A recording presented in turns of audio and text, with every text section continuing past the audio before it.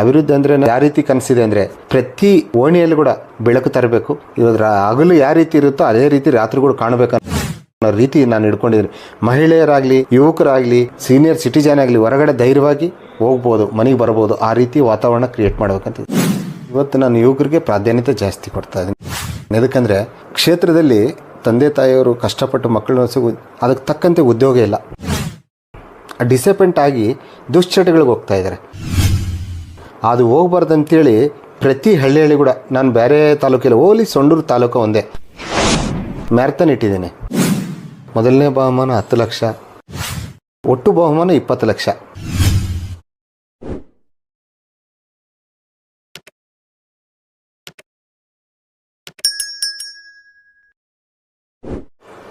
Hi hello ನಮಸ್ತೆ ವೀಕ್ಷಕರೇ.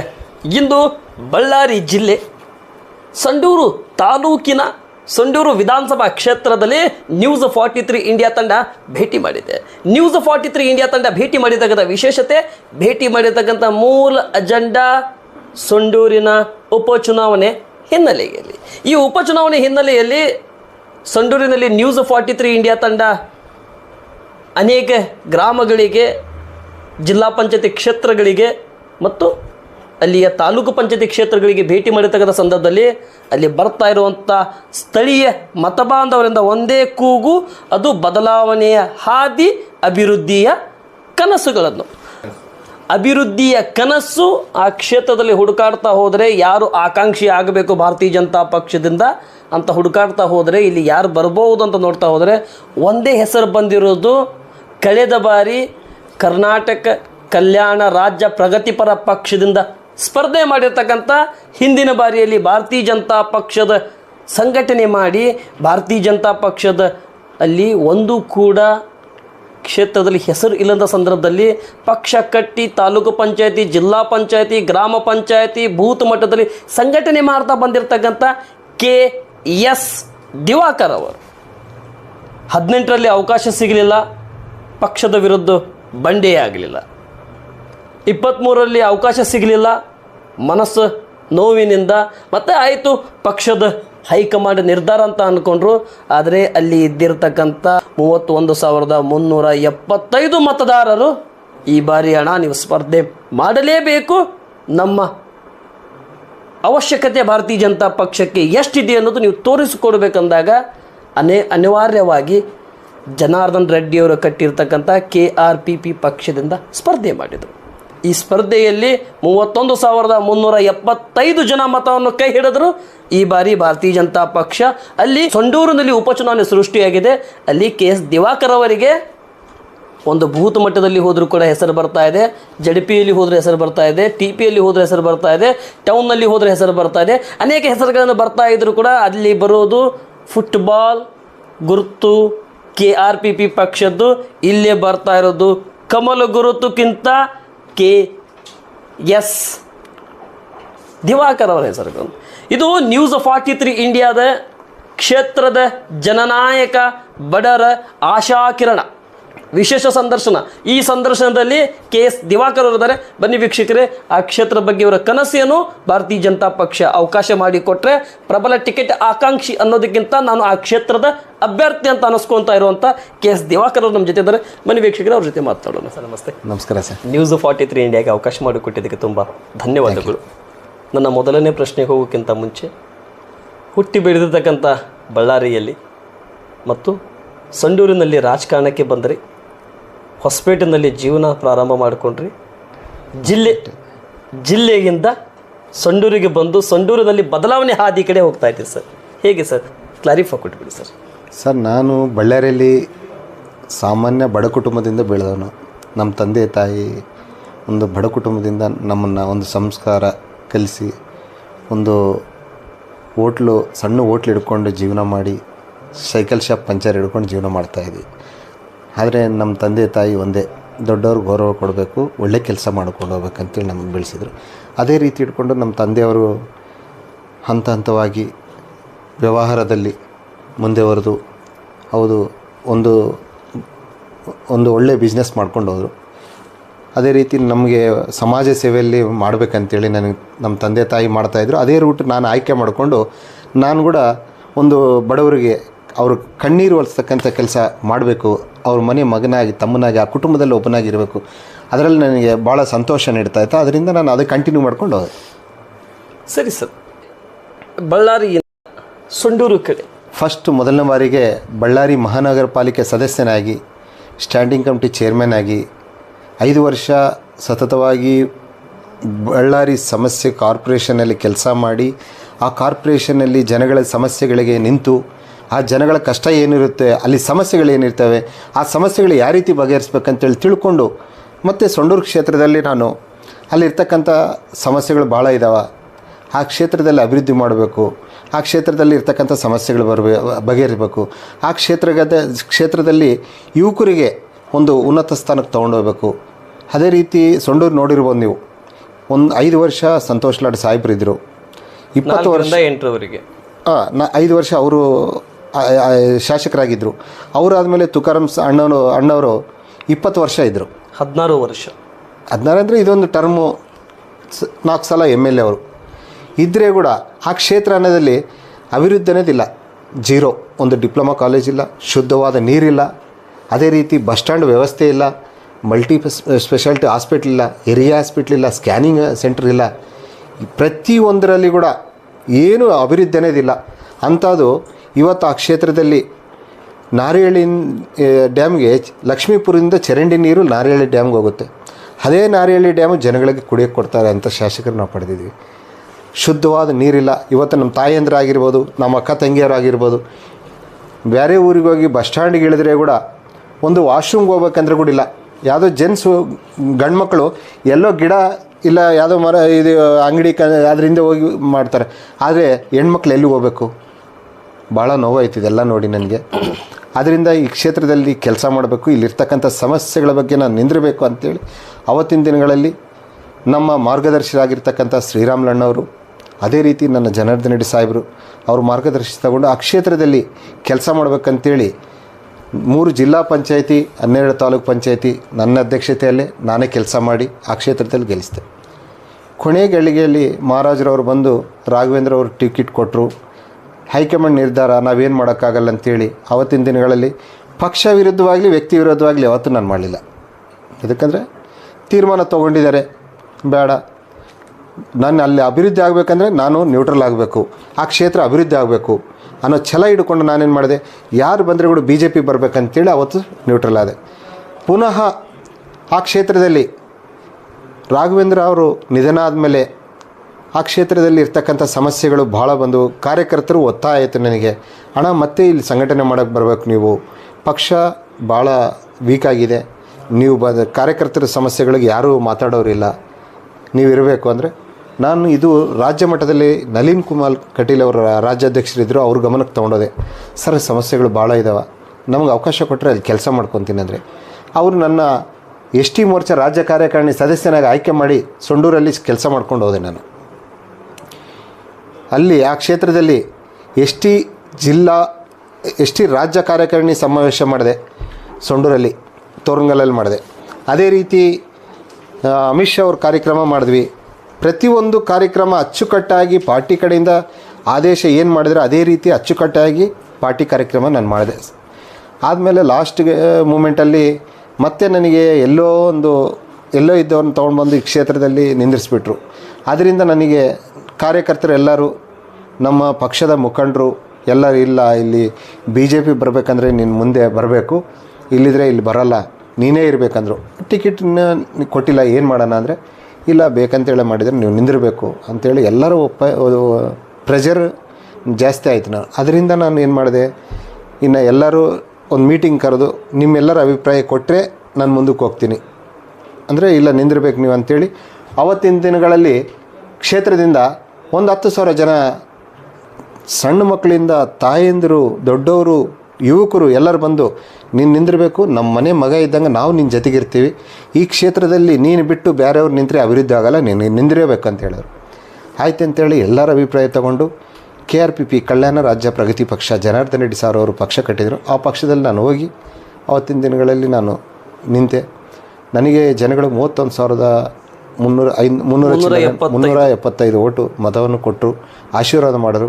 ಆದರೆ ಒಂದೇ ಆಲೋಚನೆ ಮಾಡಿದೆ, ನಾನು ಮೇ 10ನೇ ತಾರೀಕು ಚುನಾವಣೆ ಆಗಿದೆ, ಮೇ 13ಕ್ಕೆ ಕೌಂಟಿಂಗ್ ಆಗಿದೆ.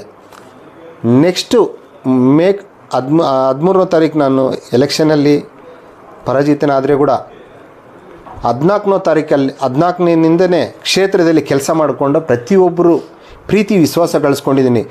ಅಧಿಕಾರ ಅನ್ನೋದು 5 ವರ್ಷ, ಈ ಪ್ರೀತಿ ವಿಶ್ವಾಸ ಕೊನೆಯವರೆಗೆ ಉಳಿಸ್ಕೋಬೇಕಂತೇಳಿ ಅವತ್ತಿನ ದಿನಗಳಲ್ಲಿ ನಾನು ಡಿಸೈಡ್ ಮಾಡಿ ಸೋತ್ರೆ ಕೂಡ ನಾನು ನೋವು ಒಳಗಿಡ್ಕೊಂಡು ಕಾರ್ಯಕರ್ತರು ಖುಷಿಯಾಗಿರಬೇಕು, ಅಲ್ಲಿ ಏನೇ ಸಮಸ್ಯೆ ಇದ್ದರೂ ಕೂಡ ಅವರು ಮನೆ ಮಗನಾಗಿ ತಮ್ಮನಾಗಿ ಇರಬೇಕಂತೇಳಿ ಪ್ರತಿ ಊರಲ್ಲಿ ಅಡ್ಡಾಡ್ಕೊಂತ ನಾನು ಹಂಗೆ ಇದ್ದೀನಿ, ಸಂಘಟನೆ ಮಾಡ್ತಾ ಇದ್ದೀನಿ.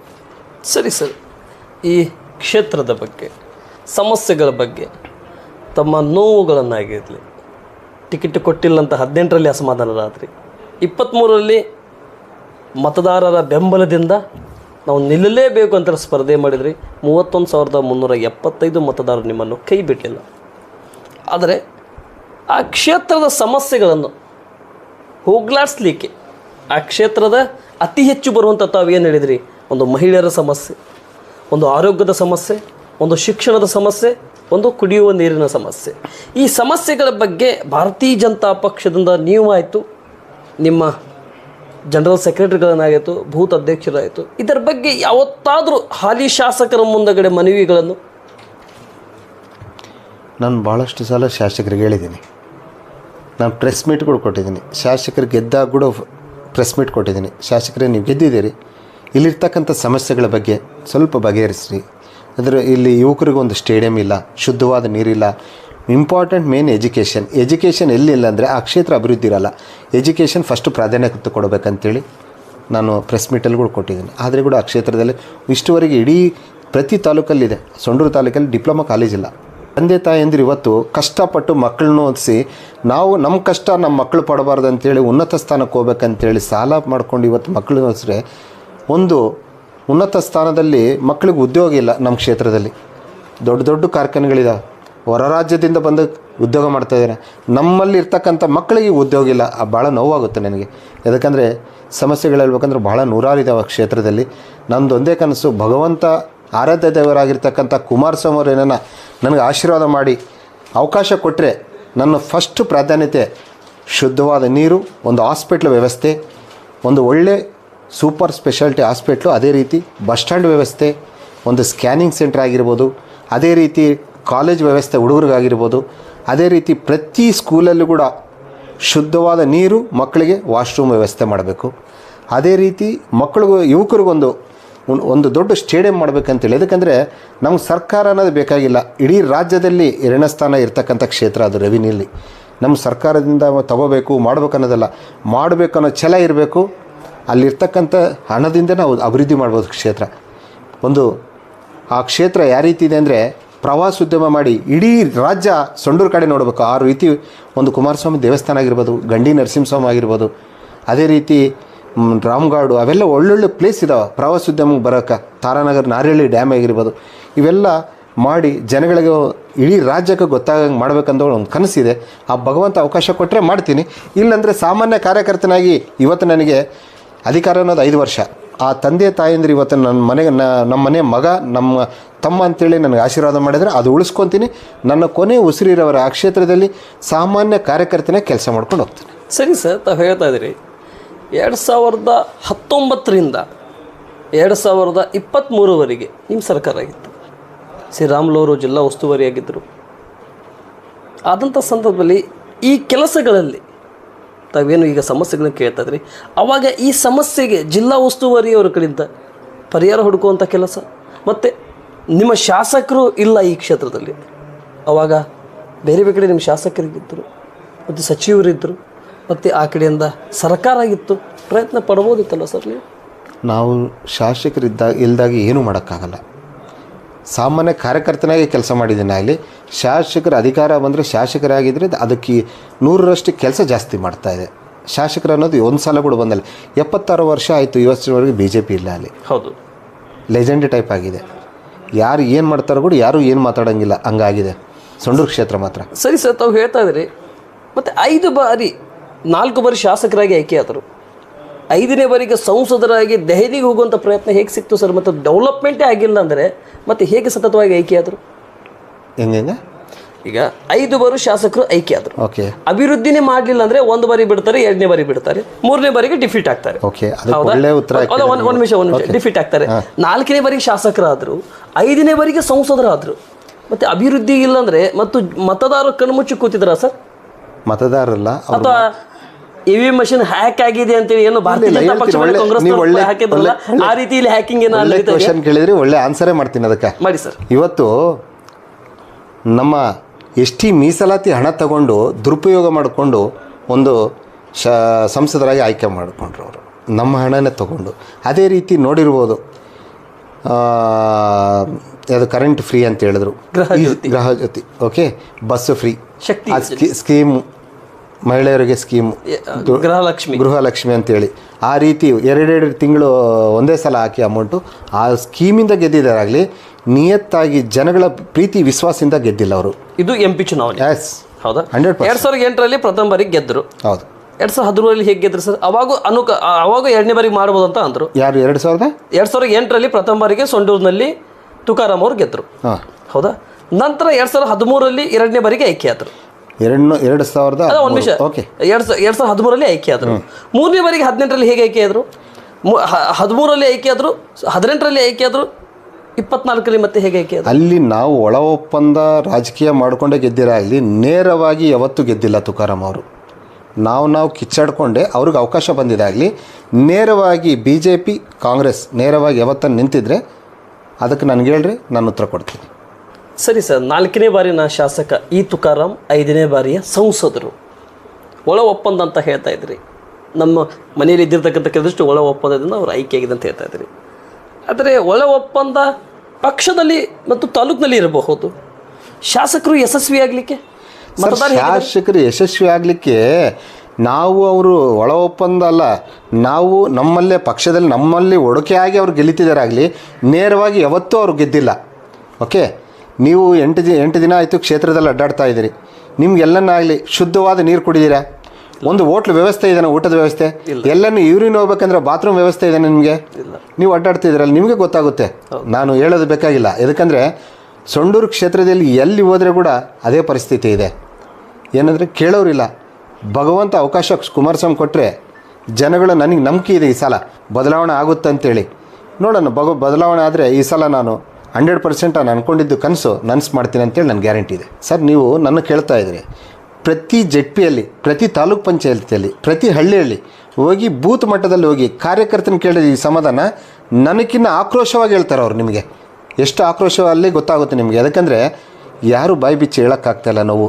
ಅವ್ರ ನೋವು ಅಷ್ಟಿದೆ. ತಾಯಂದ್ರಾಗಿರ್ಬೋದು. ಇವತ್ತು ಒಂದು ಬಸ್ ಸ್ಟ್ಯಾಂಡಿಗೆ ಬಂದರೆ ಈ ಟೈಮಲ್ಲಿ ಹೋದರೆ ದನಗಳು ನಾಯಿಗಳಿರ್ತಾವಲ್ಲಿ, ಅಂಥ ಬಸ್ ಸ್ಟ್ಯಾಂಡ್ ಇದೆ ಸೊಂಡೂರಲ್ಲಿ. ಅದೇ DMF ಫಂಡು ಹೊಸಪೇಟೆ ಕ್ಷೇತ್ರದಲ್ಲಿ ಎಷ್ಟು ಅಭಿವೃದ್ಧಿ ಮಾಡ್ಯಾರ. ಅಭಿವೃದ್ಧಿ ಮಾಡಬೇಕಂತೇಳಿ ಛಲ ಇರಬೇಕು.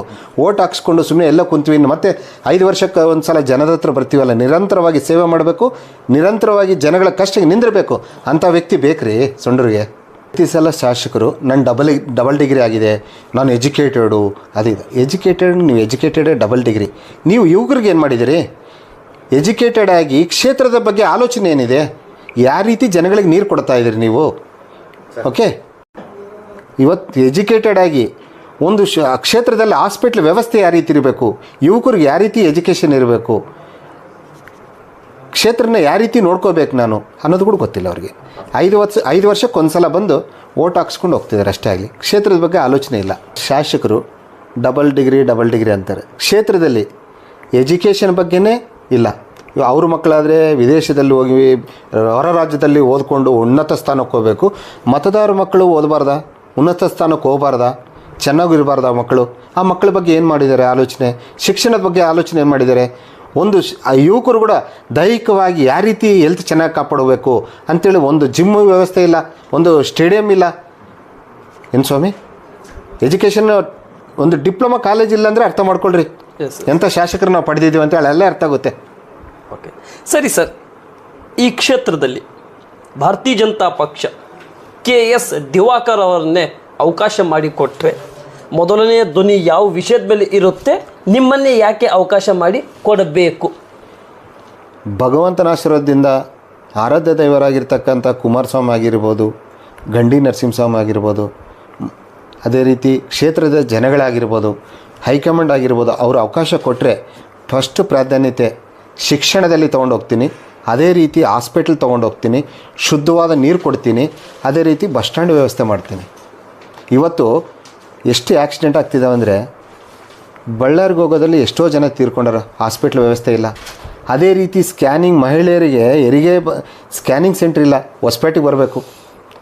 ಇವತ್ತು ಎಷ್ಟು ಹೇಳ್ಬೇಕಂದ್ರೆ ನೂರಾರು ಸಮಸ್ಯೆಗಳಿದೆ ಸಂಡೂರಲ್ಲಿ, ಯಾರು ಮಾತಾಡೋರಿಲ್ಲ. ಭಗವಂತ ನನಗೆ ಅವಕಾಶ ಕೊಡಬೇಕಂತ ಕೇಳ್ಕೊತಾ ಇದ್ದೀನಿ. ನಾನು ಒಂದೇ ಬಡ ಕುಟುಂಬದಿಂದ ಬಂದವನು, ನಾನು ಸೇವೆ ಮಾಡೋದು ಬಿಟ್ಟು ಬೇರೆ ಆಲೋಚನೆ ಇಲ್ಲ ನನಗೆ. ಆ ಕ್ಷೇತ್ರದಲ್ಲಿ ಸೇವೆ ಮಾಡಬೇಕು. ಆ ಪ್ರತಿಯೊಬ್ಬರ ಕುಟುಂಬದಲ್ಲಿ ಅವರು ಮನೆ ಮಗನಾಗಿ ತಮ್ಮನಾಗಿ ನಾನು ಜವಾಬ್ದಾರಿ ತೊಗೊಂಡು ನಾನು ಕೆಲಸ ಮಾಡ್ಬೇಕಂತೇಳಿ ಒಂದು ಛಲ ಇಟ್ಕೊಂಡಿದ್ದೆ. ಸರಿ ಸರ್, ಆ ಛಲ, ಆ ಒಂದು ಮತದಾರ ಮೇಲೆ ಇಟ್ಟುಕೊಂಡಿರ್ತಕ್ಕಂಥ ಕಾಳಜಿ, ಯುವಕರ ಮೇಲೆ ಇಟ್ಟುಕೊಂಡಿರ್ತಕ್ಕಂಥ ನಂಬಿಕೆ ಮೇಲೆ ತಾವು ಹೋಗ್ತಾ ಇದ್ದಾರೆ. ಆದರೆ ಈ ಕ್ಷೇತ್ರದಲ್ಲಿ ದಿವಾಕರ್ ಅವರೇ ಮತ್ತೆ ಭಾರತೀಯ ಜನತಾ ಪಕ್ಷದಿಂದ ಅವಕಾಶ ಸಿಗಲಿಲ್ಲ ಅಂದರೆ ಬಂಡಾಯ ಏಳಬಹುದಾ? ನನಗೆ ನಂಬಿಕೆ ಇದೆ, ಈ ಸಲ ನನಗೆ ಹೈಕಮಾಂಡು ನನಗೆ ಅವಕಾಶ ಕೊಡುತ್ತೆ ಕ್ಷೇತ್ರದಲ್ಲಿ ಅಂತೇಳಿ ನನಗೆ ಸಂಪೂರ್ಣವಾಗಿ ಕ್ಷೇತ್ರದಲ್ಲಿ ಇರ್ತಕ್ಕಂಥ ನಾಯಕರು, ನಮ್ಮ ಜಿಲ್ಲೆಯ ನಾಯಕರು, ತಾಲೂಕು ನಾಯಕರು, ರಾಜ್ಯ ನಾಯಕರು ಎಲ್ಲರೂ ನನಗೆ ಅವಕಾಶ ಕೊಡ್ತಾರೆ. ಈಗ ಸಂಪೂರ್ಣವಾಗಿ ನನಗೆ ಸಪೋರ್ಟ್ ಮಾಡ್ತಾರೆ ಅಂತೇಳಿ ಒಂದು ನಂಬಿಕೆ ಇದೆ. ಸರಿ ಸರ್, ಸಂಪೂರ್ಣವಾಗಿ ನಂಬಿಕೆ ಇದೆ ಅಂತ ತಾವು ಹೇಳ್ತದ್ರಿ. ಅವಾಗ ಕೂಡ ತಿಳಿಸಿದ್ರಿ, ಕುಮಾರಸ್ವಾಮಿ ಆಶೀರ್ವಾದ ಮತ್ತು ಮತದಾರರ ಬೆಂಬಲ, ಯುವಕರ ಸಪೋರ್ಟ್ ಅಂತ ತಾವು ಹೇಳಿದ್ರಿ. ಹಾಗೆ ವಿಧಾನಸೌಧದಲ್ಲಿ ನಿಮಗೆ ಪ್ರಥಮ ಬಾರಿಗೆ ಕಾಂಗ್ರೆಸ್ಸನ್ನು ಭದ್ರಕೋಟೆ ಛಿದ್ರ ಮಾಡಿ ಕೇಸರಿ ಬಾವುಟವನ್ನು ವಿಜಯ ಸರ್ಕಲ್ನಲ್ಲಿ ಹಾರಿಸಿದರೆ ಮೊದಲನೆಯ ಧ್ವನಿ ಯಾವ ವಿಷಯದ ಮೇಲೆ ವಿಧಾನಸೌಧದಲ್ಲಿ ತಾವು ಕೂಗಿ ಹೇಳಬಹುದು ಸ್ಪೀಕರ್ ಮುಂದುಗಡೆ? ನಾನು ಫಸ್ಟ್ ಪ್ರಾಧಾನ್ಯತೆಯೇ ಹಾಸ್ಪಿಟ್ಲು, ಯುವಕರಿಗೊಂದು ಒಳ್ಳೆ ಕಾಲೇಜು ವ್ಯವಸ್ಥೆ. ಸರಿ ಸರ್, ಕ್ಷೇತ್ರದಲ್ಲಿ ರಸ್ತೆ ಸಮಸ್ಯೆಗಳನ್ನಿದ್ದಾವೆ, ಕ್ಷೇತ್ರದಲ್ಲಿ ಕೆಸರು ಮಣ್ಣಿನ ಸಮಸ್ಯೆ ಇದೆ, ಈ ಉದ್ಯೋಗಸ್ಥರು ಕೆಸರು ಮಣ್ಣಿನ ಸಮಸ್ಯೆ ಇದೆ. ಈ ಸಮಸ್ಯೆಯಲ್ಲಿ ತೊಡಗಿಸ್ಕೊಳ್ತಾ ಇರುವಂಥ ಅಲ್ಲಿಯ ಯುವಕರು, ಅಲ್ಲಿ ಯುವಕರಿಗೆ ಹುದ್ದೆ ಯಾಕೆ ಸಿಗ್ತಾ ಇಲ್ಲ ಸರ್? ಸ್ವಾಮಿ, ಅಲ್ಲಿ ಇರ್ತಕ್ಕಂಥ ಇವಾಗ ಮನೆ ಯಜಮಾನರಾದ್ಮೇಲೆ ಪ್ರತಿಯೊಂದು ನೋಡ್ಕೊಂಡು ಹೋದರೆ ಆ ಮನೆ ಚೆನ್ನಾಗಿರುತ್ತೆ. ಆ ಮನೆ ಯಜಮಾನೇ ಕೇರ್ಲೆಸ್ ಮಾಡಿದರೆ ಆ ಮಕ್ಕಳು ಕೂಡ ಚೆನ್ನಾಗಿ ತಪ್ಪು ದಾರಿ ತಪ್ಪಿಸ್ತಾರೆ, ಅವ್ರಿಗೆ ಏನು ಮಾಡೋಕ್ಕಾಗಲ್ಲ. ಹಂಗೆ ಮನೆ ಯಜಮಾನ ಅಂದ್ರೆ ಒಂದು ಶಾಸಕರು, ಆ ಶಾಸಕರು ಒಳ್ಳೆ ಶಾಸಕರನ್ನ ಆಯ್ಕೆ ಮಾಡಿಕೊಂಡ್ರೆ ಆ ಕ್ಷೇತ್ರ ಅಭಿವೃದ್ಧಿ ಹೋಗುತ್ತೆ. ಶಿಕ್ಷಣದಲ್ಲಿ ಕೂಡ ಪ್ರಾಧಾನ್ಯತೆ ಮುಂದೆ ಹೋಗುತ್ತೆ. ಎಲ್ಲಾದರೆ ಕ್ಷೇತ್ರದಲ್ಲಿ ಶಿಕ್ಷಣ ಚೆನ್ನಾಗಿರುತ್ತೋ ಆ ಕ್ಷೇತ್ರ ಅಭಿವೃದ್ಧಿ ಇರುತ್ತೆ. ಅದೇ ರೀತಿ ಇವತ್ತು ರೈತರಿಗೆ ಎಷ್ಟು ಕಷ್ಟದಲ್ಲಿದ್ದಾರೆ ಅಂದರೆ, ಸರಿಯಾದ ಟೈಮಲ್ಲಿ ಮಳೆ ಇಲ್ಲ, ಬೆಳೆ ಇಲ್ಲ. ಯಾರೇ ಸಂಬಂಧಪಟ್ಟ ಇಲಾಖೆ ರೈತರ ಹತ್ರ ಹೋಗಿ ನೀವು ಯಾವ ರೀತಿ ಇದ್ದೀರಿ, ನಿಮ್ಮ ಕಷ್ಟ ಏನು, ಅದಕ್ಕೆ ಸಂಬಂಧಪಟ್ಟ ಸಚಿವರಾಗಿರಿ, ಇಲ್ಲಿರ್ತಕ್ಕಂಥ ಶಾಸಕರಾಗಿ ರೈತರನ್ನ ಒಂದು ಹೋಗಿ ಕಣ್ಣೀರು ಒರೆಸೋ ಕೆಲಸಗಳು ಮಾಡಿಲ್ಲ. ಭಾಳ ನೋವಾಗಿರ್ತದೆ.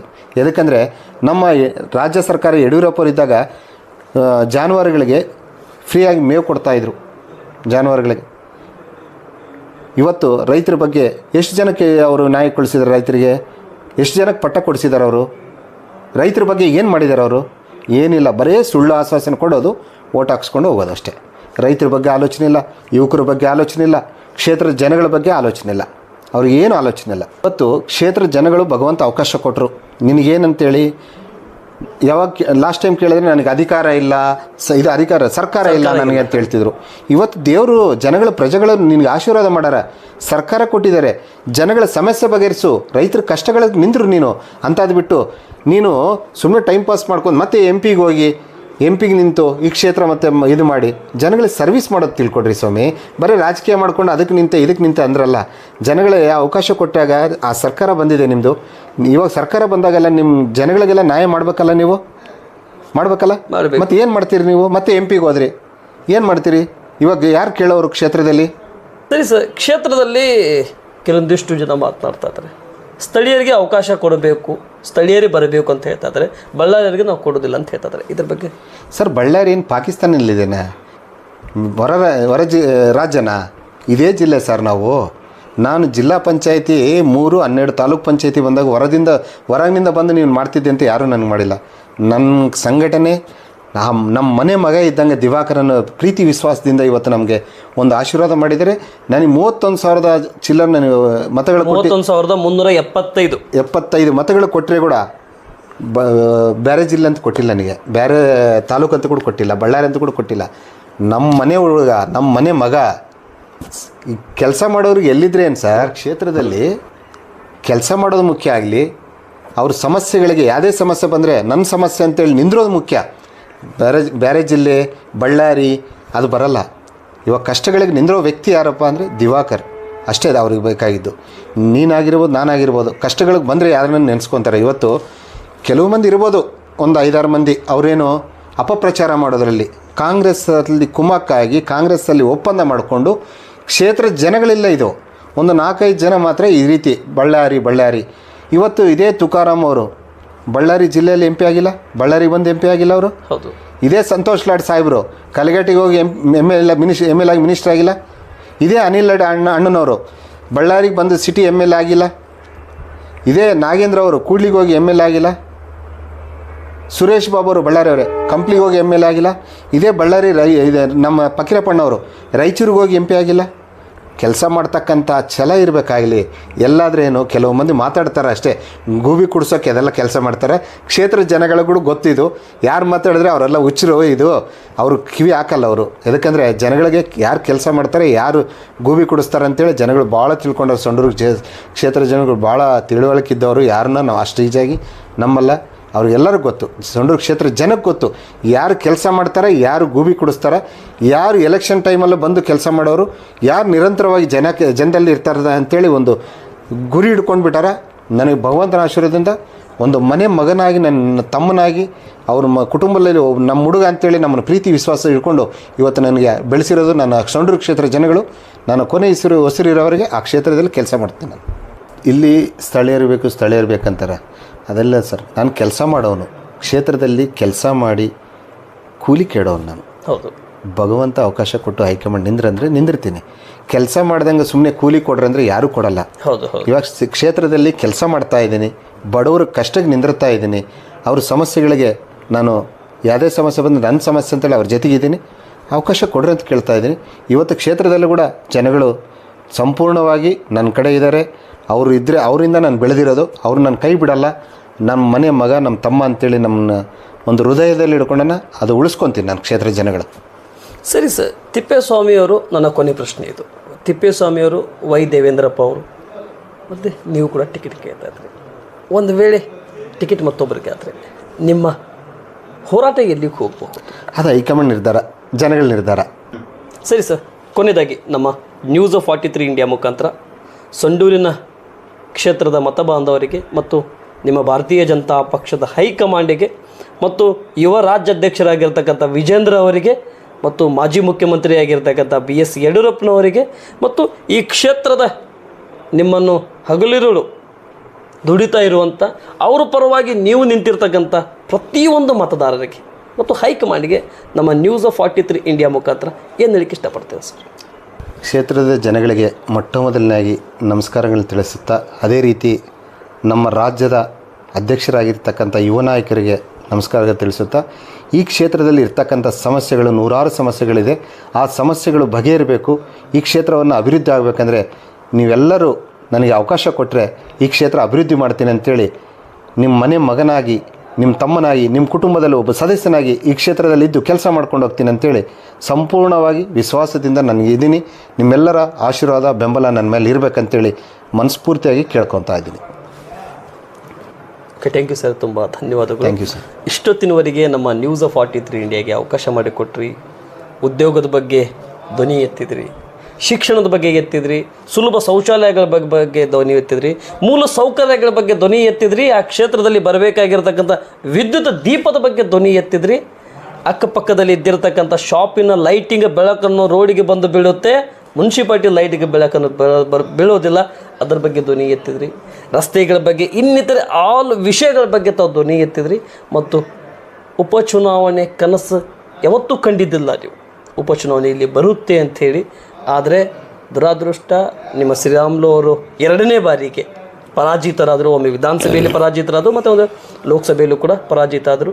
ಮತ್ತು ಇಲ್ಲಿ ಉಪಚುನಾವಣೆ ಬಂತು. ಆ ಉಪಚುನಾವಣೆಯಲ್ಲಿ ಭಾರತೀಯ ಜನತಾ ಪಕ್ಷದ ಬಾವುಟ ಹಾರಿಸಬೇಕು, ವಿಜಯ ಸರ್ಕಲ್ದಲ್ಲಿ ವಿಜಯೋತ್ಸವ ಆಚರಣೆ ಮಾಡಬೇಕು, ಕೇಸರಿ ಪತಾಕಿ ಮೋದಿಯವರಿಗೆ ಟಚ್ ಆಗಬೇಕಂತ ತಾವು ಏನು ಆ ಕ್ಷೇತ್ರದಲ್ಲಿ ರಣತಂತ್ರಗಳನ್ನು ಯುವಕರ ಪಡೆ ಮತ್ತು ಯುವತಿಯರ ಆಸೆ ಮತ್ತು ತಾಯಂದರ ಆಶೀರ್ವಾದದಿಂದ ತಾವೇನು ಹೋಗ್ತಾ ಇದ್ರಿ ಆದಷ್ಟು ಬೇಗ ಯಶಸ್ಸನ್ನು ಆಗಲಿ ಮತ್ತು ನಮ್ಮ ನ್ಯೂಸ್ 43 ಇಂಡಿಯಾ ಮುಖಾಂತರ ಅವಕಾಶ ಮಾಡಿಕೊಟ್ಟಿದ್ದಕ್ಕೆ ತುಂಬ ಧನ್ಯವಾದಗಳು. ನಮಸ್ತೆ, ಜೈ ಹಿಂದ್. ವೀಕ್ಷಕರೇ, ಗಮನಿಸಿದ್ರೆ ಇಷ್ಟೊತ್ತು ಮಾತನಾಡಿರ್ತಕ್ಕಂಥ ಬಳ್ಳಾರಿ ಜಿಲ್ಲೆ ಸಂಡೂರು ಕ್ಷೇತ್ರದ ಭಾರತೀಯ ಜನತಾ ಪಕ್ಷದ ಆ ಕ್ಷೇತ್ರದಲ್ಲಿ ಸಂಘಟನೆ ಮಾಡಿ ಭಾರತೀಯ ಜನತಾ ಪಕ್ಷ ಪ್ರತಿಯೊಂದು ಬೂತ್ನಲ್ಲಿ ಸಂಘಟನೆ ಮಾಡಿ ಪ್ರತಿಯೊಂದು ಬೂತ್ನಲ್ಲಿ ಭಾರತೀಯ ಜನತಾ ಪಕ್ಷದ ಯುವ ಪಡೆ ಕಟ್ಟಿರ್ತಕ್ಕಂಥ KS ದಿವಾಕರ್ ಅವರು ಇವರ ವಿಚಾರಗಳನ್ನು, ಇವರ ಯೋಚನೆಗಳನ್ನು, ಇವರ ಆಲೋಚನೆಗಳನ್ನು, ಇವರ